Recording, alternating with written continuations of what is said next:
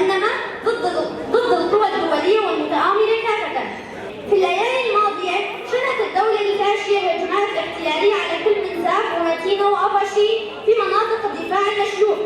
نحن كحركة الشبيبة الثورية واتحاد المرأة الشابة نعلن النفير العام ضد هذا الاحتلال وهجمات الدولة الفاشية. تحيا مقاومة زاف متينة وأباشي، تحيا مقاومة جريلا، يحيى القائد آبو، الموت الفاشية تركيا، حركة الشبيبة الثورية في حلب. السريدة نبي من عبدها إيرانك جوان حلب هم دكاترة قضاء إشجيريا برخدانية جريلا لأباشين وزافة ومتينة أملاك جوان كشمات خاصن حكام بكن أنا أخاف ببارزن بر أف بخينا شيدات يا أفضل كشمات خاصن حياة نقطعين ماذا هاي أنا أخاف ببارزن وأنا خدي لا أخاف هذا الكبر كأسنا كان رجامة هاري بكبر خدانية ما نشانة تركتنا ما